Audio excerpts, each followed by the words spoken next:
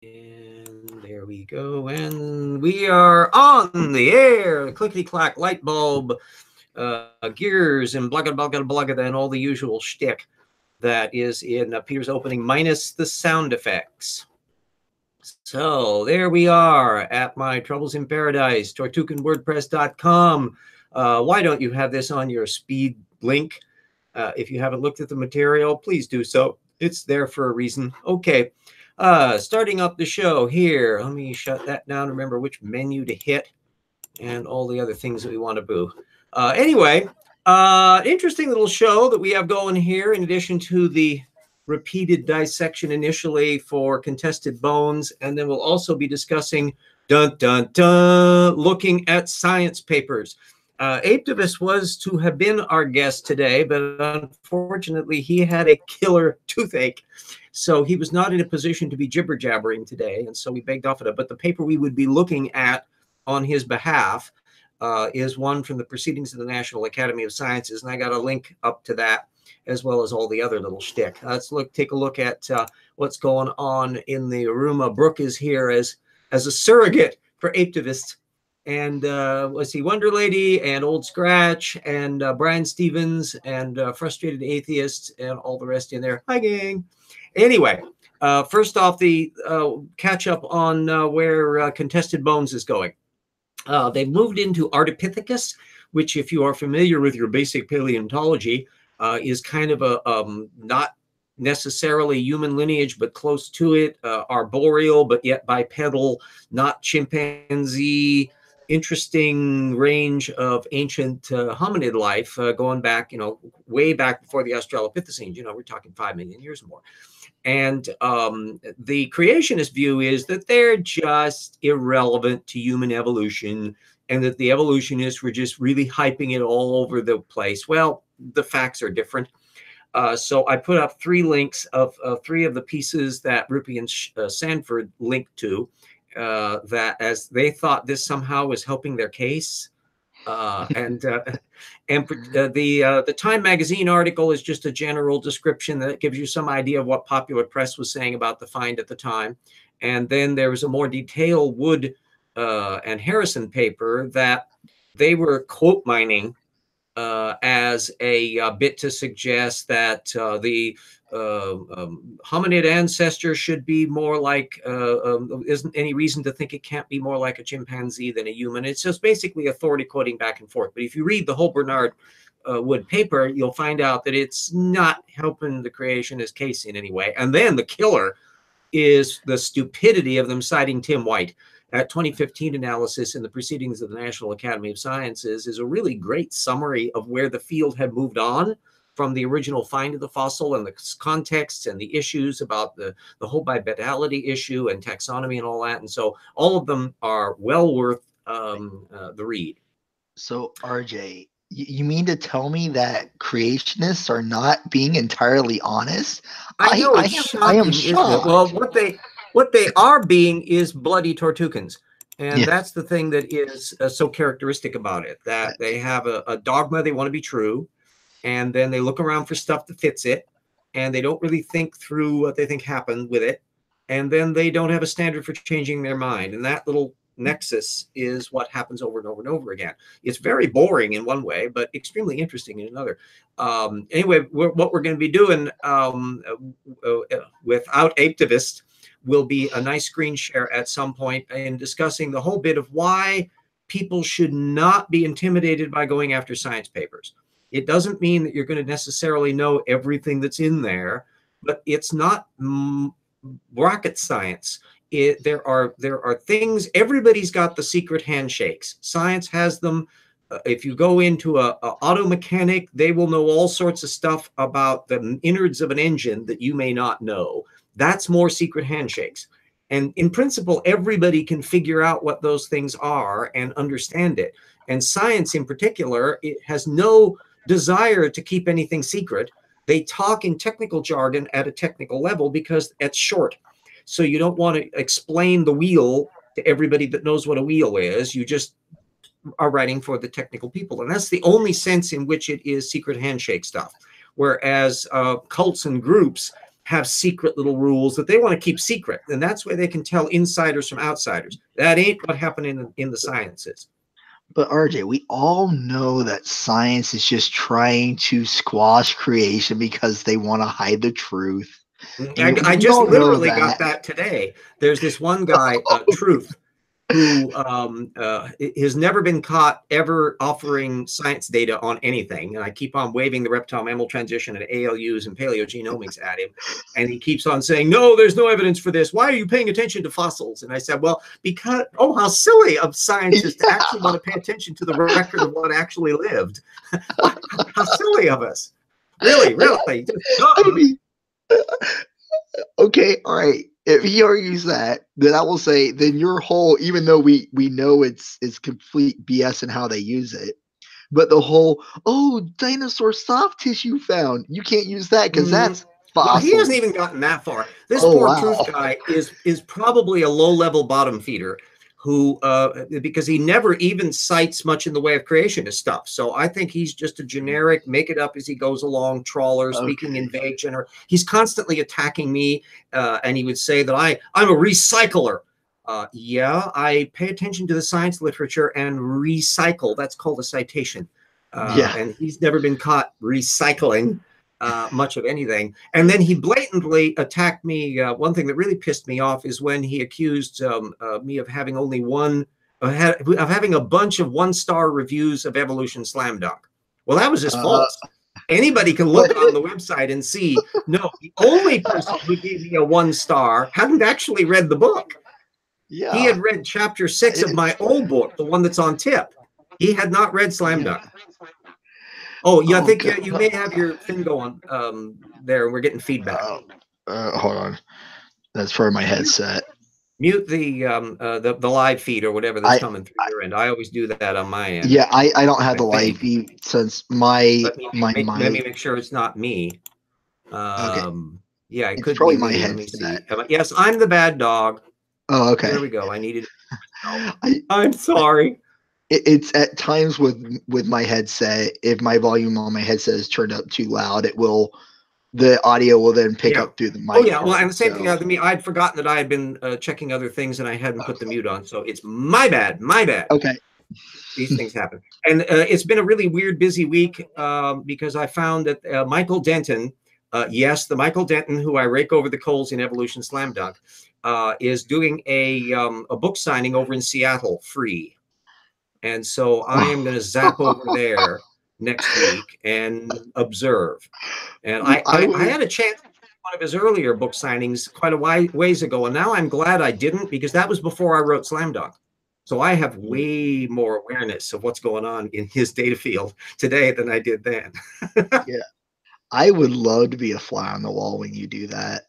I really would. I'll report on it because the very next day, which will be next week, I'll be doing a thing with Joshua Swamidass, who is involved with the debate over whether or not there was an Adam and Eve. He's himself religious, but he's kind of a biologos evolutionist. Okay. And all right. I kind of got connected up with him because of Nathan Lentz last week. Nathan Lentz was involved with his discussion, and they were doing a little back and forth, and they were talking about maybe being on one another's shows or doing a video or something. And I said, hey, why don't you be on my show? So Nathan Lentz came in on my show, as you know, and Joshua said he would as well. So he's going to be popping up next week. And we'll be going into all these wonderful issues of Adam and Eve and the genome and bottlenecks and all of that stuff. I'll probably be working that day, so I probably won't be able to make it. Oh, Frustrated Atheist says film it. Yeah, what I would love to have is somebody else with filming it, so I wouldn't have to be focused. Because if I'm standing around looking like this, I'm going to be like the spy. So I'm afraid we won't be able to probably pull that one off. But I will be taking notes and doing other sort of things. I'll have my little book with me, so I can call attention to it. And because he'll be, I guess the thing starts up at like 7 o'clock, and then his presentation at 7:30. So he's going to be selling his new book, which is something about how wonderful light is and how it proves the creator, which is kind of an odd thing because supposedly he's an agnostic. So that'll be an issue that I want to go in. He's from Australia or Australia. and I have been observing him from afar. And of course, you've read my books on Michael Denton's errors, chapter after chapter. Yeah, I almost thought about messaging you and asking kind of what do you do to make him so mad, to make him a prominent target? Because it's like, oh, there's Michael Denton again. I want to go through and reread it. Well, it's because up all the times he's at the top of the food chain. He was an enormous influence and inspiration for a lot of people. Philip Johnson drew on him. Michael Behe drew on him. So there's a bunch of people in the anti-evolution biz, in the intelligent design movement, who really off of Denton's approach to things. Had written some criticism of him in the old book, but then what I had available to me 20 years ago, and it's now way different. When I hit on 2016 Denton book for Slam Dunk, and I couldn't afford to buy the book, but fortunately Glenn Branch of the NCSE pumped and got them to buy the book. They shipped it to me. I got my information out from it and then shipped it down to Oakland to go into their archives. So thank you, NCSE, for the help on that. Anyway, I was able to see all of that material and did a full catalog of all of his source things. So I've tracked down every single technical citation in the entire book, even the stuff that I didn't discuss in Slam Dunk. And as you could see, when I pulled out the stuff on the ants and the feathers and maple leaves, and of course the reptile mammal transition, that he isn't faring well. He's avoiding data. He's relying on secondary sources that he shouldn't. He's quote mining and stepping around relevant information. And on the reptile mammal transition, he just crashes and burns. Yeah, it's just like, I love when you go after Behe, and I have a personal almost hatred of Behe because he's one of the big names in the intelligent design realm. And well, that's my point of contention, is being, obviously having the drafting experience that I have and the degree I have. It's one of those, you want to get under my skin, argue intelligent design, because when you argue that, you have a lot to answer for. Yeah, I'll say that in Slam Dunk, Behe came on my scope because he thinks to dismiss the reptile mammal transition by not discussing it. And the trick he uses to not discuss it is chloroquine resistance, which is the particular bit with a malaria parasite, I think, that grows resistant to chloroquine. And according to Behe, or at least his claim, that the number of mutations required to do this are so unlikely that if normal evolution to get to a reptile mammal transition requires anything more complicated than that, and he claims it does without discussing any of the data, that therefore it's impossible. It's just unbelievably unlikely that these mutations could actually happen. First of all, he gets his chloroquine case wrong.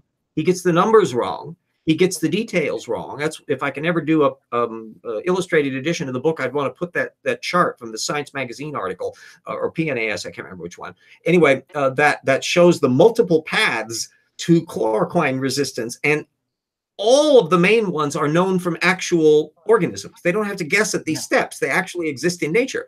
So he's just terribly behind the curve on it. And of course, the one thing that's pretty clear for the reptile mammal transition is that really, I don't know that any new genes are actually involved in it at all. It's all regulation variations of existing genetic structures and slightly modified versions of existing genetic structures. So it's all point mutations all the way along the road. And the whole bloody thing is spread out over 100 million years. This is not a fast sprint process that's going on.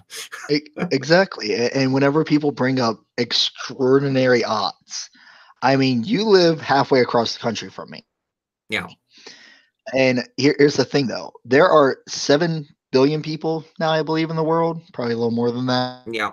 But we'll just go with 7 billion. Makes it easy round number.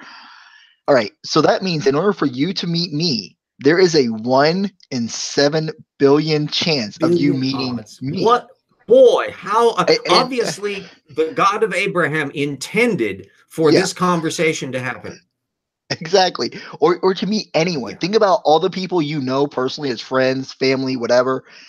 there's a 1 in 7 billion chance of you just knowing one person. Then it just gets even more astronomical. Ooh, So it should be impossible for anyone to know Played anyone. Starfish puts up a thing. Yeah, something the counter-evolutionists miss is how critical changes to regulatory genes are, even compared to protein coding one. Yeah, that indeed it's that thing of, I've said it before, everyone needs, that's actually relevant to the topic we'll be having, is about hierarchy of analysis. And in the genetic realm, you've got the protein coding genes. Those are a relative minority of the genome. Then you've got the genes that turn those genes on and off. Those are the cis-regulatory layer. And then there's also genes that deploy the genes that turn the genes on and off. And then there's the body plan genes that regulate the formation of the things that get deployed to turn the genes on and off, that turn the genes on and off. You see the cascade of things going on in here. Yeah. And that elaborate dance, if you play that dance card from Luca 4 billion years ago or so down to today, you get rutabagas and snapdragons and fungi and Canthovian. And it's just a matter of time. And speaking of Canthovian, I did put a link in because I want more and more people to see it. So far, I got about a little over 1,300 views, but I want to get into the tens of thousands on this one. I took on Canthovian. And I did what Peter thought was impossible, which is I derailed his pitter-patter. Hovind has a set routine in his debates, and that's why most people don't like debating him, because he goes his fixed route, and boy, then you're trying to catch up with him. He let me go first, and I derailed him completely. He never used one of his PowerPoint things. He never even tried to save people to Jesus at the end, which he always does in his debates. Yeah, I mean I haven't. Well, thanks for ruining the end. I'm about halfway through it, so about 10 of those views I think are for me, because I keep watching it in bits and pieces because I don't have a lot of time. Yeah, well, yeah, you're a college student, and that and you have health issues and things where you got things, and you're trying to stay up late and do stuff, and that Jackson would have shown up as well. He was he's in the middle of a class. I guess he takes night classes. That's one thing I never had to worry about in college, is all my classes were in morning and afternoon. So I was home by 4 o'clock. Yeah, typically. I was just shocked when I saw I had Wednesday off, because usually I'm working Sunday through Friday. I usually work every day, and I do 2 different jobs, so it's a lot of work.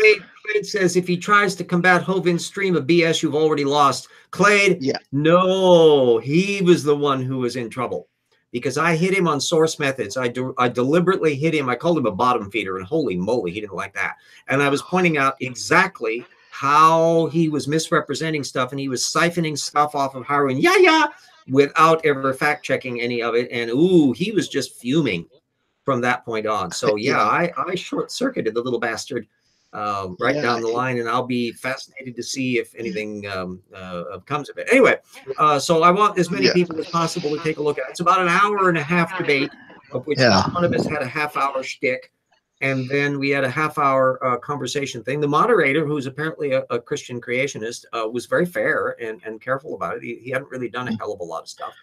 I mean, he seemed fair to me. I didn't really pay much attention to what his views were, but he seemed like, at least the part that I've seen, I think I'm very about even-handed, making a point on all the stuff. So I have no complaints on that.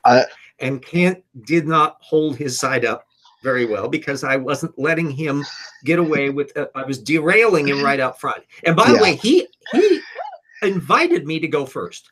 That was I went. The Lord hath delivered him unto my hands at that point. That was just he would have had 12 minutes of spiel had he gone first, but I went first, and so now he was completely thrown off and spent all of his time trying to catch up to a point where he can't catch up.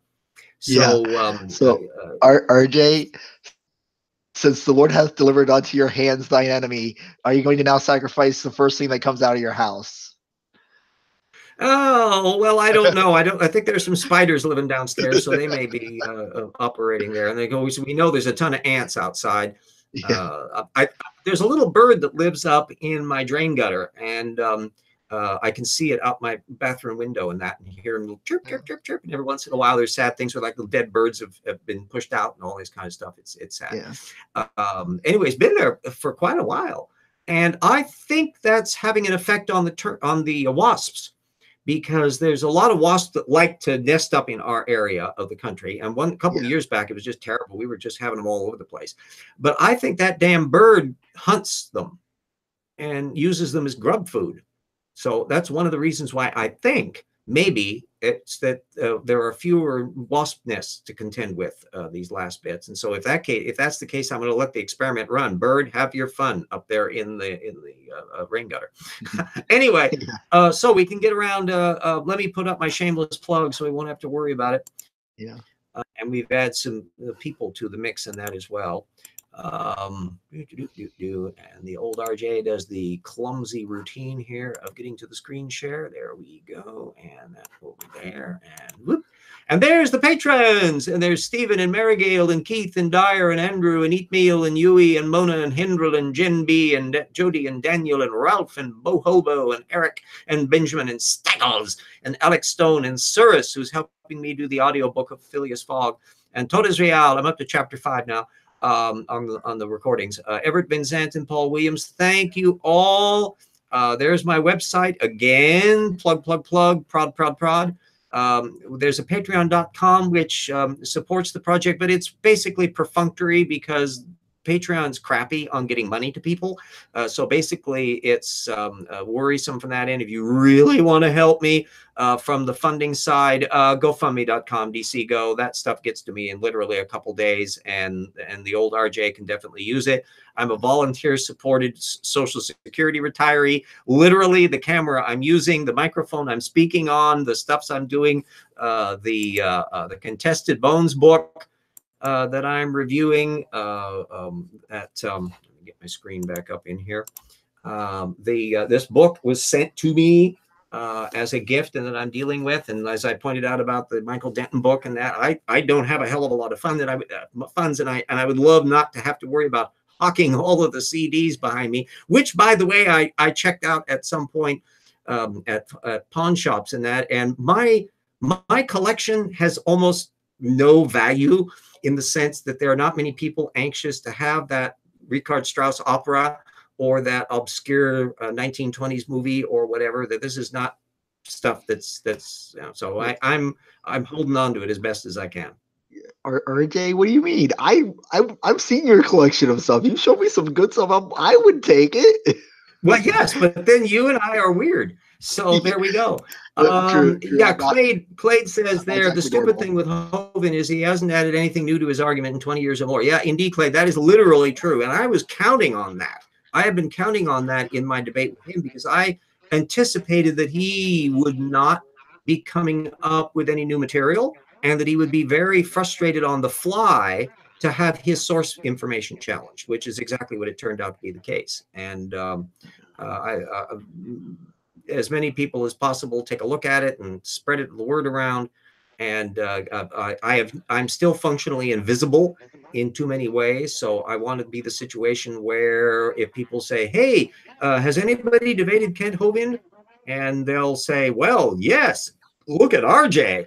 That I want to be pretty much high on the list of people who they notice there, because I think I did damn well at it, better than anybody else. So from the bit I saw, it looked, I mean, you look good, but then again, I'm only like 40 minutes into it right now. Yeah, so yeah, well, yeah, sure. Into his part, mine. Clade asked if I have a wish list on Amazon so people can gift you books. Oh, yes, I do. Yes, I do have a wish list. And so, yeah, I've been putting a few things that people had mentioned to that quite a few months ago on there. So I thought, okay, I'm going to put some. Some of them are general technical works. There's some wonderful book on the Cambrian explosion and other stuff by regular, I think Irwin did it with a co-author a few years back, and I couldn't afford to get it. And then there's a variety of creationist books that I would love to be able to add to the collection. By the way, Jackson and I are still hot on the new Answers book. The Rocks Are Still There, which we'll be doing for the Answers in Genesis Answers books what I did for the reptile mammal transition, which is to shred their entire argument. And it's a fun one. It's going to be a delicious thing. It's going to be up to date. No one's really taken on the Answers book comprehensively, and the subsections. We're going to have a section on Sanford's genetic entropy. Jackson's doing that right now. We're going to be going after Tompkins's chromosome 2 stuff. I'm doing radiometric dating material. We're going to be having a lot of stuff with systematics and biology and genetics, and I'm working with him so that we'll be super duper up to date and comprehensive. That'll be a thing. I wanted slam dunk, and this new book will be the same way, that if you come at it knowing zip about the subject, that you'll get a good sense of who the players are, even beyond just the narrow topic of the issue. So you get more than just the reptile mammal transition in slam dunk, and you get an awful lot. I mentioned Kent Hovind along the way in it. Well, the same thing goes with the new book. And it will be one that will have a broad, comprehensive structure to it, in addition to poking holes in particular arguments that are being put forward in Answers in Genesis. So there we go. Now, on to the exciting world of source bits. There's one thing that's popped up a lot. Ardipithecus brought it up, and this is why I decided I thought it would make a nice little show to do, is that there is a certain sense of intimidation that non-scientists have when they're going to talk about science subjects, and they come up to the full science papers, where they're much more comfortable reading a Richard Dawkins book or Jerry Coyne or a blog by Carl Zimmer or somebody else that filters the information for them, but they're kind of leery of getting into the technical literature. And I say, don't be intimidated. That no, this is an area that's you can explore. I am not a scientist. I have a BA in history, but I use the methods analysis approach to ferret out what's going on, and bit by bit, you can build up an understanding on any subject whatsoever. To show you a flip side, I did a debate with Patrick Gary, who was a law professor. It was the very first time I actually had a debate. It was over in Seattle a few years back. I got a link to it at tip somewhere or other in one of the links. Anyway, Gary and I were debating the Grease v. Galloway case, and he's a lawyer, a law professor, and I'm not a lawyer, and I had a week to prepare. So I dumped into it from a source methods thing. I downloaded all of his various law papers that were publicly available. I didn't have his book to read, but he repeats himself so much I didn't worry about it because it's all in his law papers. And that's when I discovered one of the secret handshakes in law papers, that they don't do what you do in science papers. A science paper will have an abstract up front that's intended to be a nice, tidy summary of the gist. They don't do that in the law. Instead, they have a tripartite system where the lawyer tells you what they're going to tell you, and then they repeat what they just said. They tell you what they are telling you. And then afterward, they do a summary that's telling you again what they told you the first two times, literally. So you get that any law paper, if a law paper is 90 pages long, that means there's 30 pages of data at best in it, because literally they're copying that structure. Totally different from what you see in science works. So anyway, the paper that Ardipithecus brought up is a neat one about human evolution and ALU pseudogenes. I think we're still getting some feedback, but we'll try to avoid that. Let me put up my screen share again. I know the old fart is very complicated at this. See, I can hear a feedback from somewhere. I know it's not me unless my thing. Okay, bad dog, bad dog. I was the one that made the mistake first time. Okay, let's get this thing again. Let's go screen share. That. I went to double page here. The paper, and I put the linkage up to this so everybody can go and find it and read it at your leisure.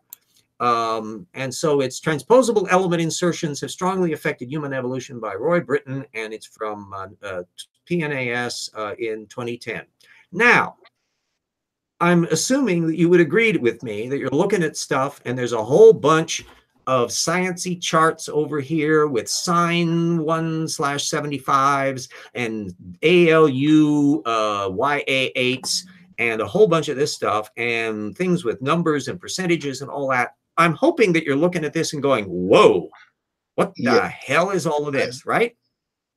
Yeah, I don't, mine doesn't have the charts in it, the one I have, so.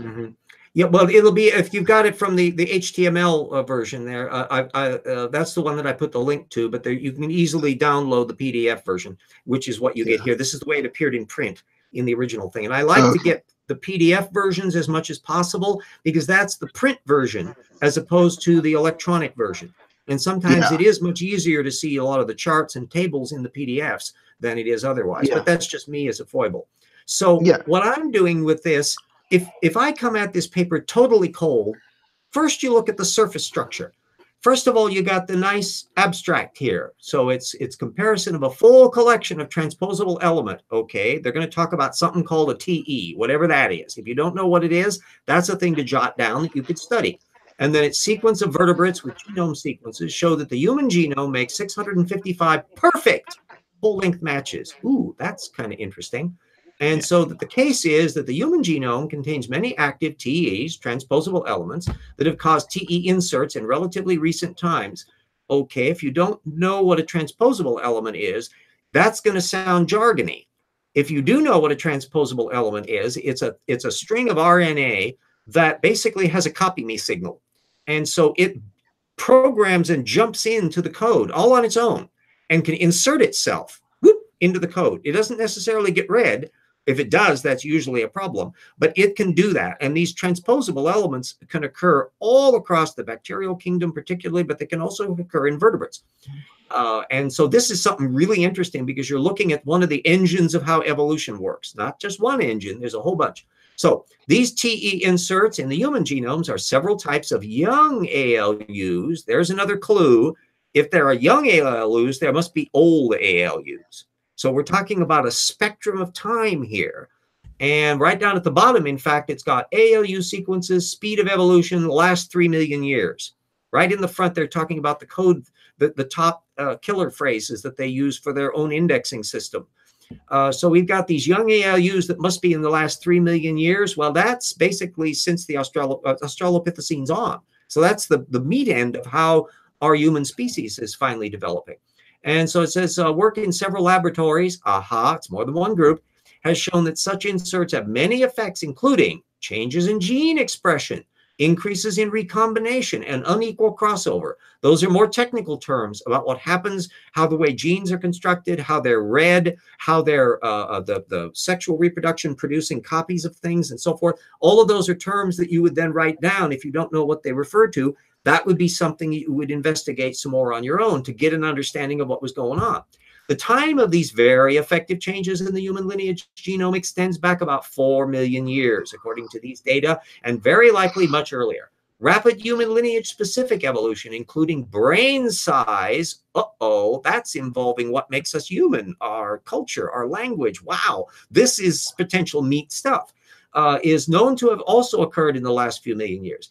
ALU insertions likely underlie rapid human lineage evolution. They are known to have many effects. Examples are listed in which transposable element sequence have influenced human-specific genes. The proposed model is that the many TE insertions created many potentially effective changes, and those selected were responsible for a part of the striking human lineage evolution. The combination of the results of these events that were selected during human lineage evolution was apparently effective in producing a successful and rapidly evolving species. Now you can get an idea why Aptivist would bring this up as one to look at, right?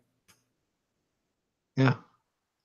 Yeah. I mean, so what you got down here is typically science, PNAS papers are not usually that big. They're usually about 5 pages or so or less. And this one is a less. This is only about 4 pages long. I'll call attention to a little detail, which is how references are constructed. This is the basement end. You'll notice that they are not in alphabetical order. There's Rogers and Park and Yutka and Mills and so forth and so on, but they are numbered.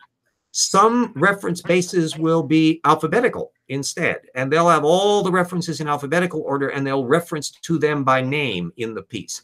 Here we have a different system. So you'll have Zhang and Chasen 19. So that's reference 19, which is down here. Bingo, there's the technical reference. Now that means that when you're going through the paper and looking at the stuff that makes sense to you and other things which don't, then you're looking to find where the reference is. So for example, if you had this paragraph in here where it says Lee et al. Write in their abstract, to understand whether any human-specific new genes may be associated with human brain function, we computationally screen the genetic vulnerable factors. So this is experimental work that they're citing, and they're talking about these specific genes, FLJ and C20. Those are all then the sub-details that if you want to explore those, bingo, you go down to reference number 18, which is Lee, a human-specific de novo protein coding thing, and that's in PLOS computational biology. That'll be open access free. So now you're gradually learning the ropes of how scientists construct the papers, how they draw on technical information. Another beautiful area, and I can't remember whether there was a spot up in here that had exactly that kind of a thing, where people were talking about, let's see. Oh, this one right in here in this paragraph here that I'm, in a paper entitled Evolutionary Impact of Human ALU Repetitive Elements, source 9, the focus is on AU element history with comments on recombination regional duplication. One paper describes the structural variations caused by TE insertions, paper 10, and another identifies TEs as the drivers of evolution, note 11. Taken together, the content of these papers shows that the ALU insertions summarized here have had enormous effect on human evolution. From my source methods direction, that's a immediate follow-up that you're going to want to look up 9 and 10, which would be, boop, let's go down here to the next page. So references 9 and 10 would be Yutka, 2004, Evolutionary Impact of Human ALU Repeats in Current Opinion in Genetics. That one you may or may not be able to find full text. And then Jing et al., Mobile from 2007, Mobile DNA Elements in Primate and Human Evolution, American Journal of Physical Anthropology. Also, that may or may not be available full text.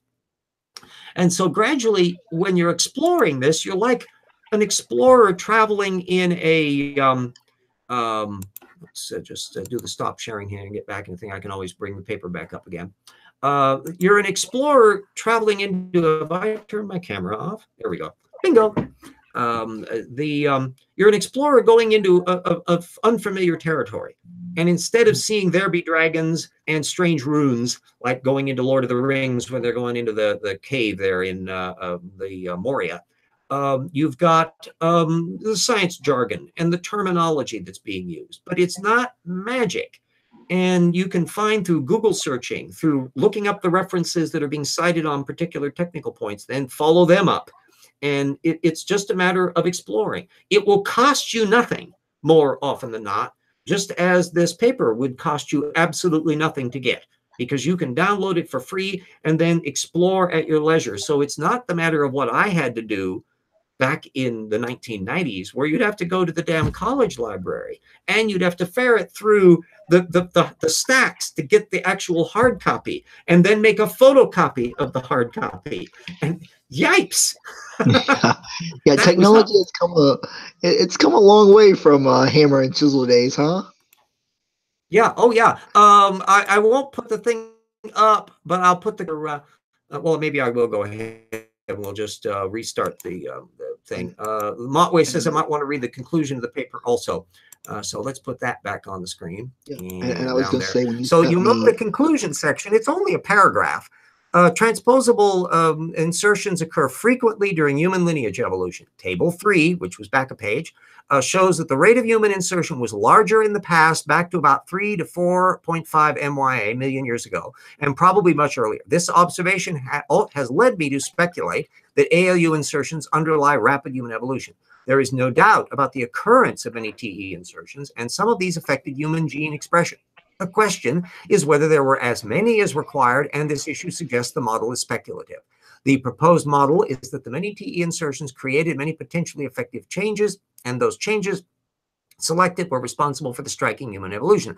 The number of potential events was effective in the combination selection during human lineage evolution. TE activity has likely been responsible for the speed and exceptional character of human lineage evolution. Well, because he's saying these certain things are speculative, not that we don't find specific genes. Remember this one back here, FLJ33706 and C20 and so forth and so on, that we find. Microcephalin is an example of a different kind of thing. And so there's a whole bunch of technical ones that are mentioned in here and specific taxa that you can follow up on that. And remember, this paper is 8 years old. So now you can look to see, has work been done subsequently on any of those things? You can sometimes jumpstart that by looking to see who has cited this paper. So that means if somebody is citing the Britain piece or one of the technical papers that's being cited in this, you've immediately got an avenue to follow up on the track thing and build up to speed. If you find that nobody is talking about this issue in the 8 years since, then the speculation probably didn't pan out. But I'll tell you, No, there's in fact a burgeoning amount of material about how ALUs have been interacting in the brain chemistry. And it's the thing that hampers it is we're trying to do by retro calculating how much variation there's occurred in these ALUs, how far back they appeared in on the field. We don't have the brains of australopithecines to look at. That's where these things would be initially doing their stuff. Homo erectus, what was the ALU distribution in the brains of them? We don't have their brains to look at. We don't have their genes to look at. So we're trying to do this through the fog bank of time. And that's another factor, that you'll want to have a clearly constructed sense of your map of time, to have a clear idea of what was happening in what order, even if you don't necessarily have to take a stand on how close you think australopithecines are to the human thing. If you want to be a creationist and decide they're not related at all, fine. But all of the data still exists, and all of the data needs to be accounted for. So anyway, let's see what we got, questions or comments over on the thing. Brian says, in the field, it helps. I know what you mean earlier. I was reading a paper on CMWBG and had to sidetrack an hour to get who it was from and so forth. Yeah, it's sometimes a thing where I'll be encountering. Oh, the Motway says, is there a way, a source to determine how often a paper is cited? Yes. I don't always use it, but there is Google Scholar and other tools that make use of it. I come at it from my own particular direction, where I like to do a general search on general Google, because I don't necessarily just want to know technical papers that have cited it.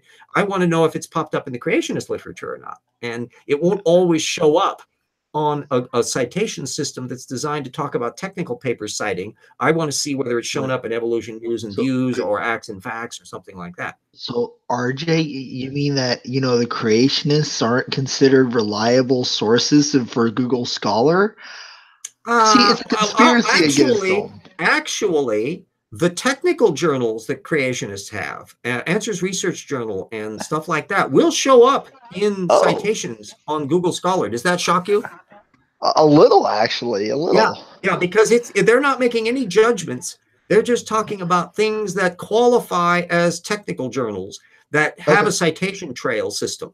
And so they're not making a judgment about it. But you can ferret out what's going on. Remember, creationists do sciencey papers.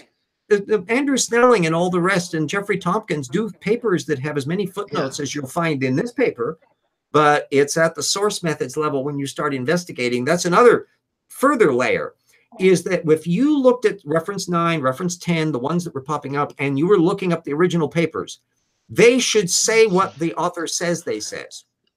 And they should also have no information in there that is contrary or explosively significant that they should have called attention to.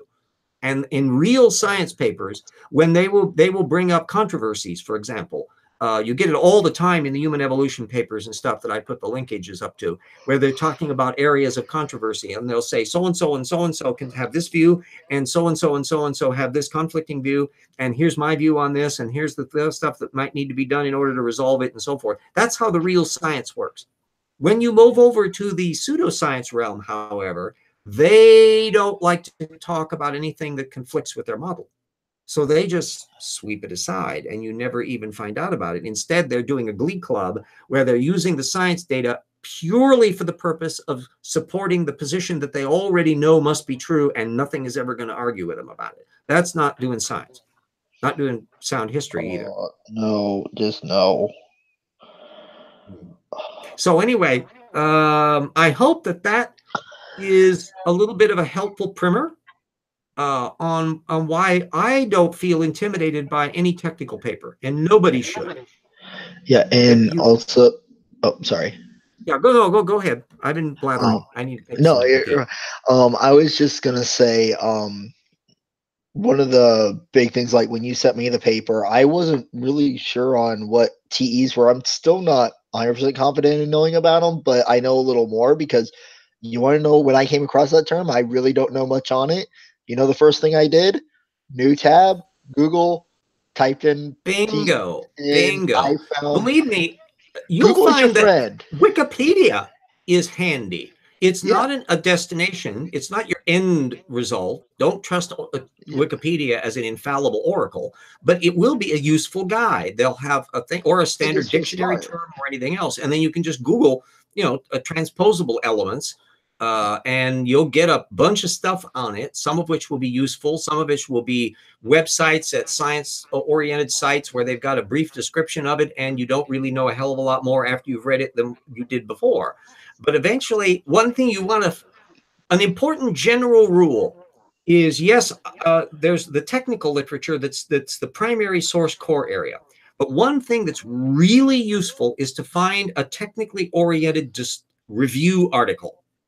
Those are the ones that are really handy, because if you're diving into it, the whole point of the review article is to give a general summary of what the issues are based upon what everyone knows at the time. So they will mention controversies if there are them. They'll give you a general image and put more information into it. And you find a lot of those will pop up in like the annual review of this and that, the annual review of genetics, the annual review of microbiology, and so forth and so on. Those are often summary papers, which are very, very nice ones to get. And an awful lot of it will be available full text online these days. So it's just a matter of poking around. Don't be intimidated that it's something that everybody can deal with. Science wants to know what it is. Another thing too is, if you have questions about a particular work or paper, contact the people with their emails. That Science and various other ones will list the email contacts, at least for the lead authors in Nature, and the same thing for Science and the others. And you'll be surprised at how often they'll answer back. Yeah. And because they're part of the educational experience and all of that. And you can build up networks of people that way, and you learn to find out who the players are. So you never assume that just because the paper is the paper. Brian has been putting up a bunch of little links in here to library at Cornell EDU and other ways to recognize bad pups, all list weekly. Another thing that I make use of, as I find, is if I get indications of retractions, or suddenly there's a big blow up about a particular scientist's work, I immediately go through my bibliography and see if I have anything from them. Yeah. And once in a while, it's very rare, but I might discover that, this happened with Mark Hauser when he was fired from Harvard for browbeating interns for daring to observe what his model says they shouldn't be observing on primate behavior. That's not good. And, you're asking for trouble there.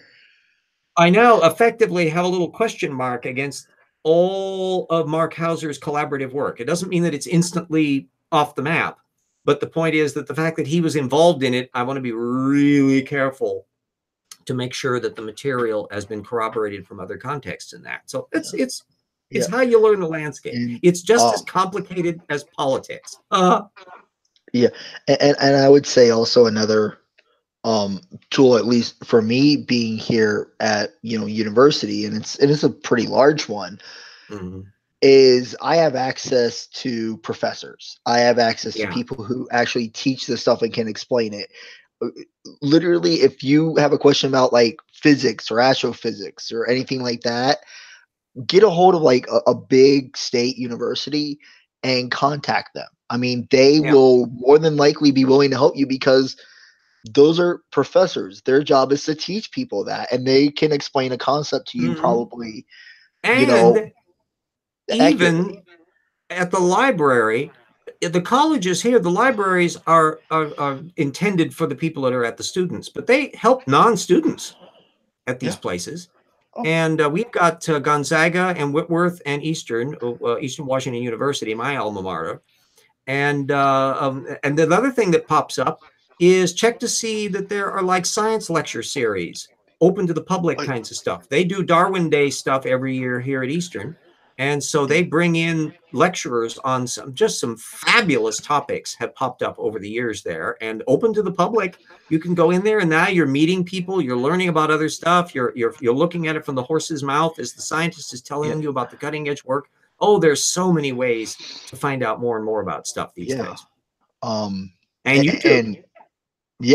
That's another good one. I mean, our library used to be open to the public, but right now it's closed and it won't be opened up again until next year sometime because there was a fire in there. So K-State doesn't have a library right now because And it's two, in there's been a repair. shift. Gonzaga, a lot of the old stacks are taken away because it's all electronic. Yep. So now a lot of the technical journals, they only keep like a couple years worth out on the stacks. And then they gradually siphon them away because the rest of the stuff is available by JSTOR and various academic electronic media, which the students can access directly. So that's one downside of that. But I know in personal example, there were at least two different things that I was able to find because Eastern had the hard copy and they were not on the electronic. So they had the back issues of these obscure journals that I would literally have not been able to see. One of them was cited by a creationist. And I was just gobsmacked when I discovered that Eastern had the hard copy of it. I went out there and found that they were misrepresenting the contents. And I would never have been able to spot that if I hadn't have been able to see the original paper.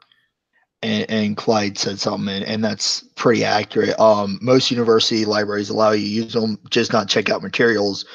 And that's pretty much what how ours used to be until it had to be closed due to fire damage, and they're fixing all of that now. Oh, But Immutable in Destiny says, I'm not sure RJ agrees with this, but podcast can be a good way to get a synopsis about some scientific fields. No, I will agree with you completely. That if you have a scientist who is well-versed in their field, or science students who are actively trying to do stuff, there's a whole bunch of ones that I'm gradually putting little connections up where I'm subscribing to their channels. I won't necessarily have the time to watch all of them, but I can be selective about particular topics that pop up where I go, that's interesting. And then if they are rigorous, they will be opening up the door to terminology and issues that you can then do follow-up on your own. Now, one thing I've been really browbeating the YouTubers on and they're very slow on them, is they should, if anybody in the YouTube describes a technical piece, they should put a damn link to it in the video description. Oh, okay, and there. I'm really pissed off at that, and that they don't do that nearly as much, because they do the video and they talk about stuff. They may even show a picture of the paper, but you don't have the URL available. I try to do that in my video descriptions. I mean, obviously, if you've got a thing that runs on 100 things, that's too much. But the point is, you can put an awful lot of stuff in, 5 or 10 lines at least, of the most salient follow-ups, so that people can do the follow-up, click, link.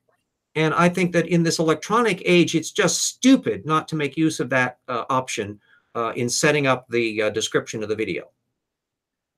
Yeah. I mean, I know when I did a couple of my videos, I tried to link the one I know I had you look over, you and Jackson look over, and I made sure I linked I said, here's the section, there's the link that I'm pulling it from. Here's this, there's the link. I had one history video that I thought I had it in there, but I got called out on not having it in the description. They said, and I'm going to help you. And they gave me the link to the quote, which I thought I had. Yeah. And I immediately went and put it in. There's a further reason why this is so useful, because it's not merely for the audience's virtue. It's for your own, that it forces you to make sure you're documenting your argument well. And it means you're improving your case, you're improving your argument, and that feeds back on the audience. I think all of that is extremely important. So we're constantly upping our game. And if we're upping our game and the Kent Hovins of the world aren't, they're going to be in a terrible state when they bump into people who are trained in that method. And we're still getting feedback from you.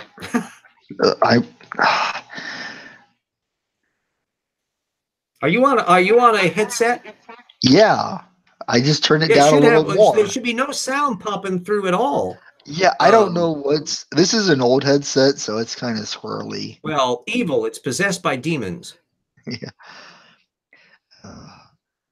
The power of Brian Darwin says another source I use for papers is sometimes that are normally paywalled. Yeah, there are secret entrances that I dare not speak because they are around in the secret entrance category. But fortunately, I will say this. If you have no access to any of those little back doors, I would guesstimate roughly 70 to 80% of the available technical literature is free somewhere online, where you don't need a backdoor. Either the journal itself, and PNAS is an example, everything on it is a government thing. Everything on it is open access after a year, and large chunks of the incoming material, particularly salient, important papers, are often made full text right at the beginning when they post them up initially, and it's every week. So everybody who doesn't know about, I'll type it in the thing, pnas.org.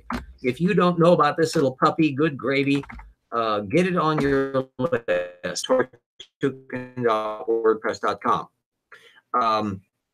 And so you can follow those. Sign are subscriptions. So you're not going to be able to find that material there. Oh, once in a while, you'll find salient papers popping up that way. And some of the incoming stuff, both Nature and Science have like a coming attraction thing where, I think one is called Science Communications, and I forget what the other one is. But anyway, they are always open access, full PDF papers. And those eventually get funneled into the regular publication mix. So you can get a lot of that stuff that way. Science, you can see those Science Advances, that's what it's called. They have a whole bunch of them on specialized themes. And if you go to the sciencemag.com or .org website, you'll see the scroll down to those little things. And those stuff are open access. But the regular papers, Academia EDU and ResearchGate, and then professors, they often do courses, and they'll put these papers up on there, and it's just a matter of hunting around for them. A trick that I make use of is to hunt the title. Type if it's a really long title, if it's got one that is practically a War and Peace title with semicolons and all that, you may want to do the core of it out to the colon. And plug that into your Google search. That will often pull up the paper relatively easily that way. And somewhere you can see what little websites are down there, and you go click and whoop, get a hold of it. So there's various ways of doing these things. And I figure that I'm the benchmark here. If I can find this crap, then everybody can. Yeah. But yeah, sorry. It's not rocket science. Even rocket science isn't rocket science in that respect. If the things we do with SciStrike and the things you do in various contexts, that everything that can be understood can be explained. And you want to find a good explainer, and you can access the technical science literature and work through it to find out what you understand and what you don't. You want to focus in ideally on areas that are interesting to you. So Aptivist was fascinated by this human brain evolution issue. And so that's what he brought up, this little paper. And he was terribly timorous about it. He's going, should we discuss? Is this too complicated to discuss? And I keep on saying, nothing is too complicated to discuss. And I agree with Immutable Destiny as well. When looking for specifics in a paper, Control F is your friend. Very much so. Explain for the class what Control F does. It's your search button. It basically brings up a little bar. You type in what you're looking for, and it will pull up every instance that those exact words are used. Yeah. So you've got a bunch of little technical tools that are available as tricks of the trade, and everyone will find one or more of them more and more comfortable or less comfortable, but you can find your own little pathway through it. Me, as what I've been doing in the Contested Bone series for the last umpteen weeks, is source by source tracking down the primary material, because I guarantee you, if you look at somebody that believes something that isn't true and look at their source methods, they're going to be flashing Tortugan alerts constantly. It doesn't matter what it is, whether it's politics, culture, religion, science, anything. If they're believing something where you're going, whoa, okay, and you start looking at where they're getting their sources from and how they're verifying them, or rather they aren't verifying them, it's the same method all the way through. So the more we play this game, the more we get on this thing where it's just standard operating procedure to want to get the primary source. Oh, you have a wonderful posting at BuzzFeed. Well, that BuzzFeed draws on something at somewhere else, and that draws on a newspaper article, and that finally goes to this particular source. Track it down. Get to the primary source. Yeah. Yeah, I just read Immutable Destiny's most recent comment. RJ, I think most things can be explained easily, except for string theory and quantum mechanics. That's math on steroids. Even then, it's hell. Let me talk about string theory and quantum mechanics. Yeah, let's go through that. Yes, there's a lot of very abstract mathematics and stuff going on in there that's very sophisticated, but the concepts are not as weird as you might think, even though they're weird. Quantum theory is just delicious. It's that underlying the stuff that we think of as solid matter are these things that are the electrons and protons and all that. And those aren't what we thought they were either. The electrons in particular, that was the thing that really threw everybody off in the early 20th century. When they discovered that electrons didn't behave like little billiard balls, they were initially thinking of the atom like a little planetary system. So you had cute little electrons orbiting like nice little planets around nice little nuclei. Now that's accessible. That's understandable. We have no problem with the idea that an electron can be a wave and be in two places at the same time and neither one, and then it collapses into reality. But we have a mathematics that can explain what it does. And anybody who doesn't believe quantum theory had better put their phone away, because it uses integrated circuits that are there because they understand solid state physics, which is because we understand quantum theory, because that's why matter does what it does. So we have verifications for all of that stuff. Yeah. Same thing with string theory. String theory, underneath all of those weird little mass particles like neutrons and all that and protons, the idea is, and this was basically a way to try to reconcile quantum theory and relativity theory, the idea that there are kind of vibrating strings that together form the stuff that we call protons and electrons and all that, the mass particles, baryons, I think what they're all. It's still a very speculative area because it was intentionally designed to explain something that we already observed. And it's hard at the moment to get to the point where string theory is predicting stuff that wasn't predicted by other areas. It's not merely explanatory. And so there's a certain amount of skepticism. And string theory people, here's where source methods comes in. String theory people are frown upon the people who don't accept string theory, and the people who don't like string theory gruff at the people who do accept string theory. And so you got big camps in the physics community back and forth on that. Well, that's something a scholarly points out, that you would need to know who are the players.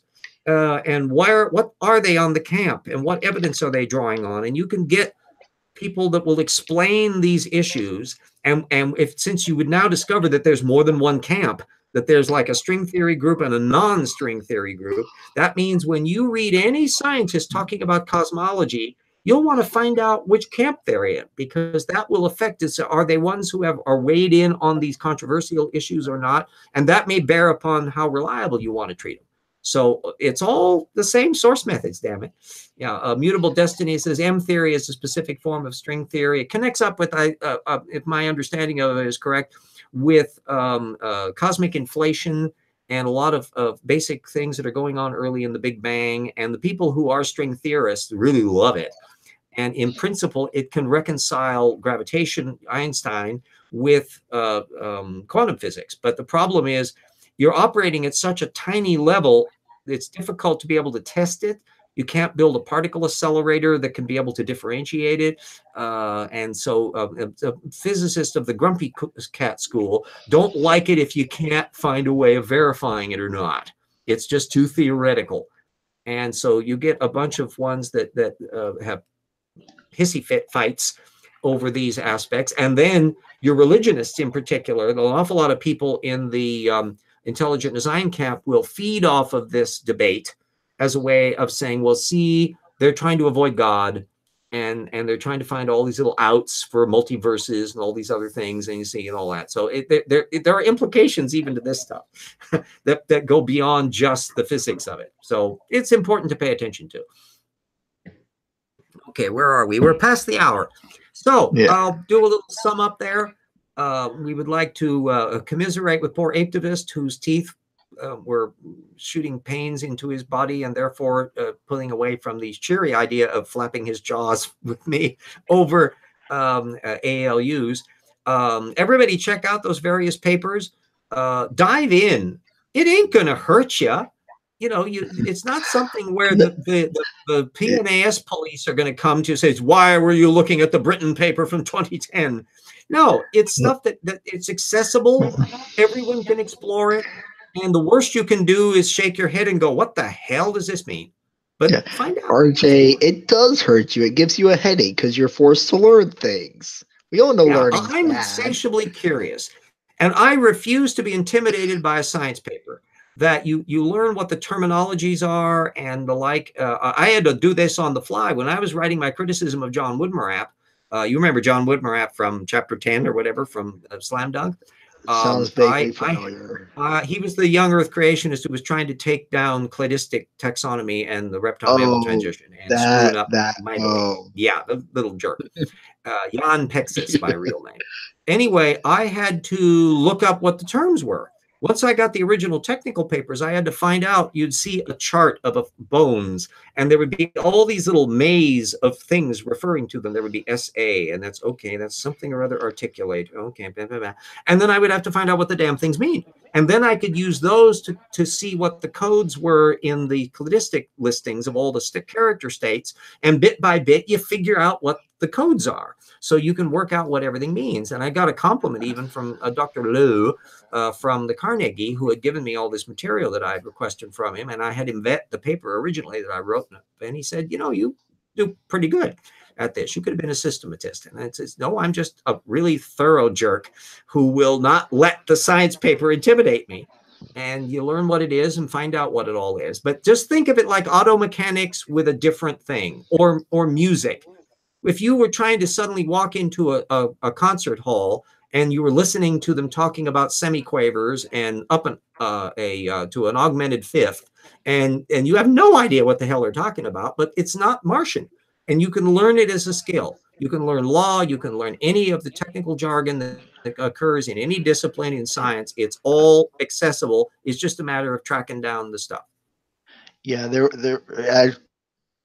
actually, that reminds me of there was a guy who they did a movie on him a while back, but he basically became like a pilot. He never had any training, a doctor, a lawyer. He poses all these. He was a con man. Oh yeah, Catch Me If You Can. Yeah, the Steven Spielberg movie with what's his name from Titanic. Based on a real person who was just who faked his way through everything. Yeah, and it's a good thing he didn't kill anybody. Admittedly, I don't want everybody to be a faker. That you never want to pose to be something that you're not, and that's why I was pissed off at Kent Hovind, who still passes himself off as that Dr. Hovind. Excuse me. Yeah, you have a kind of theology thing, but no, you're pretending that you have a science degree, and that one's fake. Whereas I do not pretend to have a science degree. I have a BA in history, but it's from a real damn university, Eastern Ardipithecus, and it's not faked up. And I think I do pretty damn well with my little BA in history. And I give hope to all of the mediocrities of the world that no science paper will cause us fear. Yeah. Okay, so we're through with the show, and we will be saying goodbye to everybody. And for next week, hopefully then we'll be having Joshua Swamidas on to discuss Adam and Eve and whether genome helps that at all. And there's some cute little intelligent design controversies and all of that. And hopefully it'll be a very, very nice discussion on there. I'll report also on my interaction with Michael Denton in Seattle and such like, and hopefully we'll have seen some more sales for Evolution Slam Dunk. If you don't have a copy of it, why the hell not? A, it's a damn good book, and B, the old RJ needs the royalties, so there's no lose situation on this front. So anyway, stopping the broadcast for today.